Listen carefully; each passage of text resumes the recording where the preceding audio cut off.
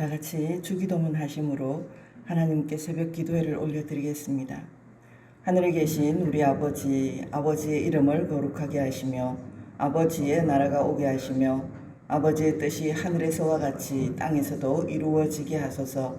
오늘 우리에게 일용할 양식을 주시고 우리가 우리에게 잘못한 사람을 용서하여 준 것 같이 우리 죄를 용서하여 주시고 우리를 시험에 빠지지 않게 하시고 악에서 구하소서. 나라와 권능과 영광이 영원히 아버지의 것입니다. 아멘. 사랑과 은혜가 충만하신 하나님 아버지, 간밤에도 잠잠 자게 하시고 찬양과 기도로 하루를 시작하게 하시니 감사합니다.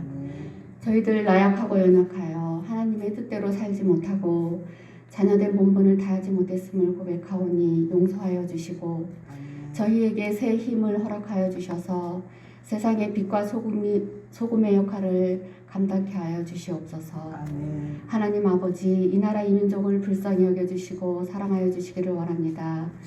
복음의 말씀만이 이 나라에 가득하게 하시고 하나님을 인정하고 하나님을 찬양하는 백성들이 되게 하여 주시며 믿는 자의 수가 날로 더해지게 하시옵소서. 아멘. 코로나로 인하여 원망하고 불평하기보다는 하나님의 뜻을 분별하며 자복하고 회개함이 있게 하여 주시고 주님과 늘 동행함으로 세상을 이기며 살아가는 저희들이 되게 하여 주시옵소서.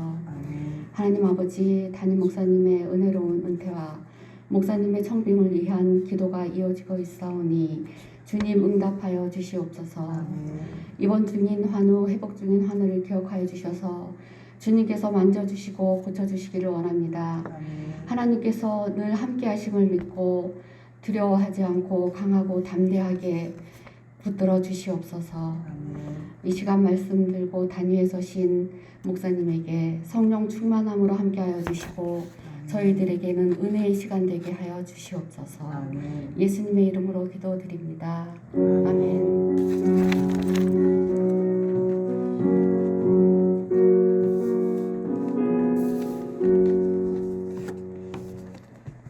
오늘 하나님께서 우리에게 주신 말씀은 사무엘하 14장 말씀입니다.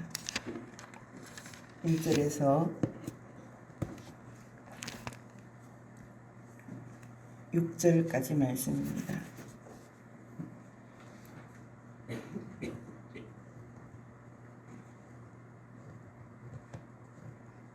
사무엘하 14장 1절에서 6절까지 말씀입니다. 함께 받들어 올리겠습니다. 스루야의 아들 요압이 왕의 마음이 압살롬에게로 향하는 줄 알고 드고아에 사람을 보내 거기서 지혜로운 여인 하나를 데려다가 그에게 이르되 청하건대 너는 상주가 된 것처럼 상복을 입고 기름을 바르지 말고 죽은 사람을 위하여 오래 슬퍼하는 여인같이 하고 왕께 들어가서 그에게 이러이러하게 말하라고 요압이 그의 입에 할 말을 넣어주니라. 드고아 여인이 왕께 아랠 때에 얼굴을 땅에 대고 엎드려 이르되 왕이여 도우소서 하니 왕이 그에게 이르되 무슨 일이냐 하니라. 대답하되 나는 진정으로 과부니이다. 남편은 죽고 이 여종에게 아들 둘이 있더니 그들이 들에서 싸우나 그들을 말리는 사람이 아무도 없으므로 한 아이가 다른 아이를 쳐 죽인지라. 아멘. 이 시간은 천사 찬양대 하나님께 찬양을 올려드리겠습니다. 오늘 406장 1절에 찬송하겠습니다.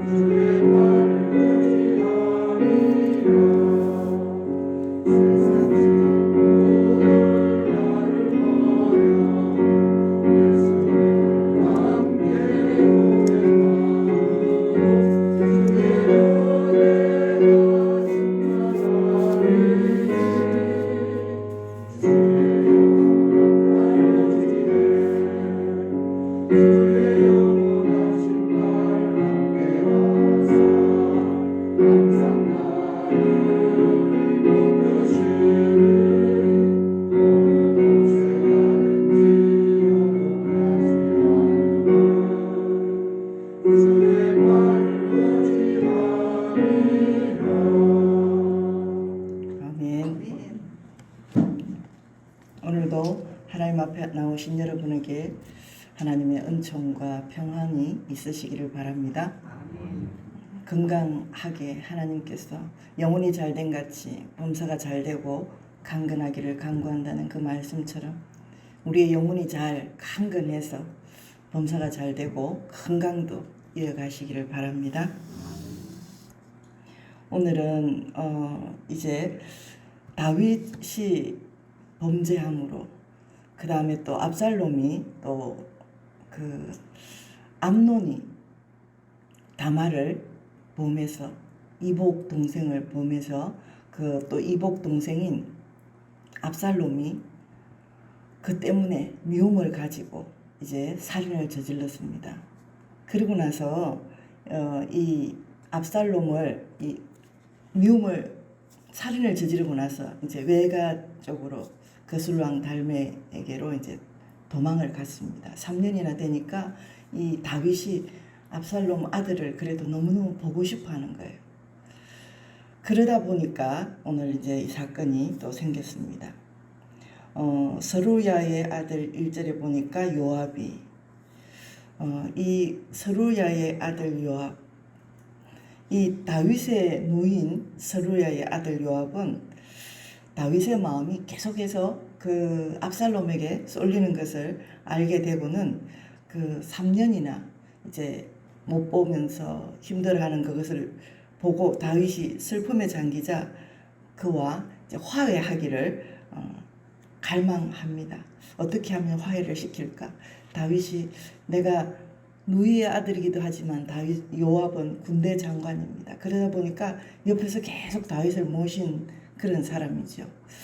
그러니까 그 왕의 마음을 깊은 마음을 알고 어떻게 하면 잘 화해를 해줄까 그런 마음을 갖고 있습니다.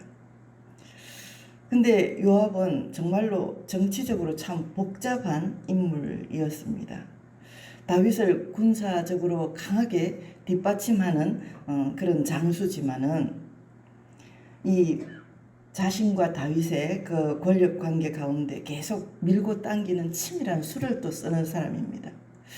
그렇게 하려고 하는 게 아님에도 불구하고 그렇게 되기도 하고 또 그런 마음도 있고 그런 복잡한 그런 사람입니다. 당장 보기에는 다윗을 이렇게 위로하고 슬픔을 알고 위로하는 것 같지만 동시에 자신의 그 자신과 압살롬의 관계를 초석을 깔려는 그런 의도도 있습니다. 물론 후에 상황이 엉클어지면서 압살롬과 비극적인 결과를 맞게 되는데요. 하지만 여기는 이제 일석이조의 계산이 있었습니다. 그래서 연기에 능숙한 여인을 데려와서 할 일을 치밀하게 이제 지시를 합니다. 그 여인이 이 드고아의 여인입니다. 2절을 한번 같이 읽어보겠습니다. 드고아에 사람을 보내 거기서 지혜로운 여인 하나를 데려다가 그에게 이르되 청하건대 너는 상주가 된 것처럼 상복을 입고 기름을 바르지 말고 죽은 사람을 위하여 오래 슬퍼하는 여인같이 하고 아멘. 요압은 둘을 화해시키기 위해서 드고아에 사람을 보내서 지혜로운 여인을 한 사람 데려옵니다. 그리고 그 여인에게 부탁을 합니다. 요압은 그 여인에게 초상난 것처럼 이렇게 상복을 입고 머리에 기름도 바르지 말고 오랫동안 죽은 사람을 애도하는 것처럼 그렇게 꾸미라고 지시를 합니다. 예언자 아모스의 고향이 드고아입니다. 그래서 지혜로운 여인을 찾는 것도 아마 이 드고아라는 곳이 당시에 지혜 문학의 본고장이었기 때문에 그럴 수도 있습니다. 그리고 또 다른 지역에서 사람을 불러와야지 이제 주변 사람들이 그 정체를 쉽게 파악하지 못할 것이기 때문에 그래서 드고아에서 여인을 불러왔습니다. 드고아는 예루살렘에서 한 16km 정도 좀 떨어진 성읍인데요. 요즘은 뭐 16km가 워낙 가까워가지고 금방 알지만은 그 당시만 해도 뭐 교통수단이 별로 좋지 않기 때문에 그 정도 떨어져도 전혀 다른 데 사람처럼 모르는 속을 수 충분히 있습니다. 그곳에는 아주 특별한 지혜를 가진 것으로 알려진 여인을 찾아내서 이제 요압이 그 여자에게 그렇게 다윗 왕 앞에 가서 초상당한 것처럼 그렇게 꾸미고 찾아가라고 말합니다. 그러면서 이제 무슨 말을 해야 될지도 다 알려줍니다. 그 여인에게 알려준 말은 구체적으로 기록되어 있지 않지만 다윗이 이제 그 여인과 대화한 것만 봐도 이제 알 수 있습니다. 어쩌면 그 덕과의 여인은 민첩한 마음과 설득력이 있는 언변을 가진 지혜로운 여인이어서 요압이 가르쳐준 말을 정말로 지혜롭게 가서 융통성 있게 아마 잘 전했을 것입니다. 나중에 그 세바 반란을 진입하기 위해서도 아벨이라는 성읍을 공격할 때 이곳에 있는 한 지혜로운 여인의 도움을 입어 세바 반란을 순조롭게 이렇게 해결을 한 적도 있습니다. 이때는 가끔 이렇게 여인을 통해서 정치를 하기도 하고 또 그 어려운 상황들을 쉽게 풀어내는 그런 수가 있었다고 합니다.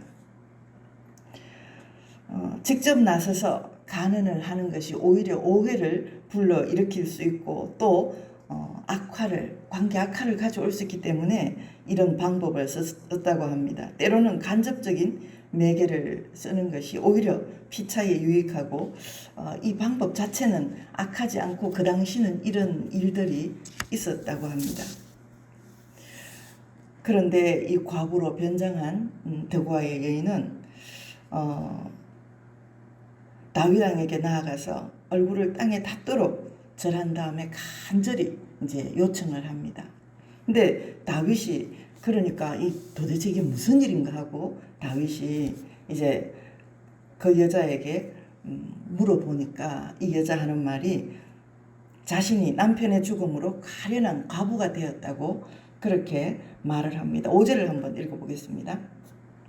왕이 그에게 이르되 무슨 일이냐 하니라. 대답하되 나는 진정으로 과부니이다. 남편은 죽고. 그러면서 이 과부가 되었다는 말은 그 당시에는 여성들이 경제 활동 자체가 불가능했기 때문에 남편이 죽으면 생계가 그냥 막막해져서 정말 어려운 처지에 당할 수밖에 없습니다.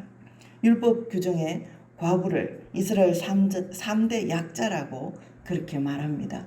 고아와 과부와 나그네가 바로 그 3대 약자입니다. 그래서 아마도 이 여인은 과부가 아니었는데 요압의 이제 그 지시를 받아서 초상당한 것처럼 꾸미고 이제 다윗을 찾아갔습니다. 창세기 38장에는 정반대의 또 소개가 있습니다. 유다의 며느리 다말은 과부인데도 불구하고 자기가 시아버지를 속이기 위해서 창녀처럼 이렇게 꾸미고 위장을 했습니다. 덕과의 여인은 또 다윗을 속이려고 과부가 아닌데도 과부로 변장을 하고 찾아왔습니다. 이렇게 거짓과 속임과 또 그러지 않으려고 좋은 관계로 하려고 했지만 그런 것도 있으면서 치밀한 압살롬과의 다른 계략을 가지고 있던 이런 일들이 우리 안에도 일어난다는 겁니다. 교회 안에도 또 교회를 힘들게 하는 사단으로부터는 다 공격입니다. 이 일이 어디에서부터 왔는가? 하나님이 정말 싫어하시는 것이 있습니다. 사울이 망한 이유는 그 사무엘이 전쟁을 나가야 되는데도 7일이 되어도 오지 않으니까 그 얼마나 왕으로서 마음이 급하겠습니까? 지금 다치고 있는데 우리는. 그래서 제사를 드렸다는 그것 때문에 하나님은 사무엘에게 사무엘 너를 무시한 게 아니라 나를 멸시한 거다. 그러면서 그 기다리지 못함. 그러니까 다 망해도 그냥 기다리면 하나님은 내가 이룰 텐데 너가 정말 나를 신뢰하는지 안 하는지 그거를 본 것이었습니다. 근데 거기에 이제 사울은 거기에서 하나님 앞에서 이제 교만이 올라온 거죠.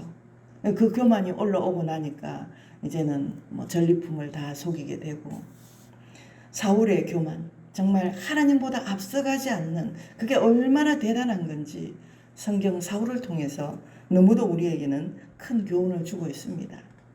또한 다윗은 엄난 때문에 무너집니다. 다윗의 엄난 때문만 아니라 큰아들 암논이 다말을 또 그 음란 때문에 이복형 압살롬은 이복형 암논을 그 미움을 가지고 있다가 살인을 합니다. 정말 우리 가운데 교만함이 하나님보다 앞서지 않는 그런 마음이 늘 있도록 기도하시기 바랍니다. 또 이렇게 다윗처럼 음란 때문에 무너지는 일이 없도록 정말 우리가 잘 지켜나가야 하는 일입니다. 그래서 성령 충만해서 이런 일이 일어나지 않도록, 그리고 어떤 그 계략과 속임에도 넘어가지 않도록 하나님 우리를 지켜 주옵소서. 다른 일이 사단이 우리를 틈타지 못하도록 정말로 시간이 있다면 다른 일을 하지 말고 말씀을 쓰든지, 또 말씀 앞에 앉는 시간을 더 많이 가지고 늘 주님과 교통하면서 하나님 앞에 온전히 끝까지 살아간다는 게 우리 인생에 정말 대단한 줄 믿습니다. 그래서 악한 사단이 틈타지 못하도록 날마다 성령 충만함으로 살아갈 수 있도록 끝까지 인내하며 승리하도록, 교만이 우리를 감당치 못하도록, 침범치 못하도록 기도해 주시기 바랍니다. 기도하겠습니다. 존귀하신 하나님 아버지, 오늘 말씀을 통하여 하나님, 우리는 서로가 도와주는 것 같지만 또 한편으로는 자기의 이득을 위하여 밑작업을 하며 하나님 앞에 바로 서지 못할 때가 많이 있습니다.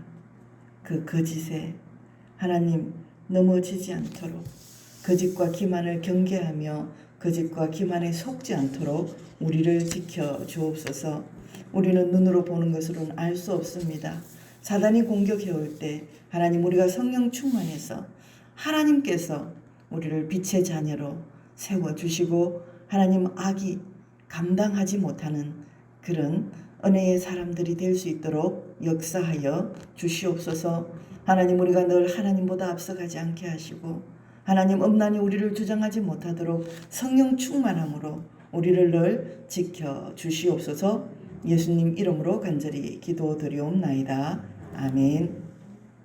이제는 우리 주 예수 그리스도의 은혜와 하나님 아버지의 무한하신 사랑하심과 성령님의 위로 역사 교통하심이 축복하심이 여기 앉은 주의 거룩한 백성들 머리 위에와 우리의 가정과 직장과 사업장 위에, 우리 교회 위에, 이 나라 이 민족 위에 마음껏 복의 복을 더하시기를 간절히 축원하옵나이다. 아멘. 말씀을 생각하면서 기도 제목을 말씀드리겠습니다. 거짓과 기만에 속지 않게 하소서. 하나님보다 앞서가지 않게 하소서. 기도해 주시고요. 성령 충만함으로 악한 사단이 틈타지 못하게 하소서. 기도해 주시기 바랍니다. 담임 목사님 은퇴와 청병을 위해서 하나님의 뜻이 온전히 우리 교회를 통하여 이루어지게 기도해 주시고요. 차별금지법, 낙태죄 폐지, 이런 악법들이 철폐되게 도와주시고 나라와 민족 경제 회복을 위해서 기도해 주시기 바랍니다.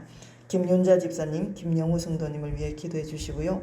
노지환 성도님이 아픈 증상은 많이 없는데 항암을 하다가 지금 어제 호스피스 병동으로 옮겼다고 합니다. 아무 증상은 없음에도 불구하고 이제 얼마 남지 않았다고 한답니다. 그래서 끝까지 정말 하나님을 붙들고 승리할 수 있도록 기도 많이 해주시기 바랍니다. 환우들의 이름을 불러가면서 뜨겁게 기도해 주시기 바랍니다. 주님 잡고 뜨겁게 기도하다가 돌아가시겠습니다. 주여, 주여, 주여.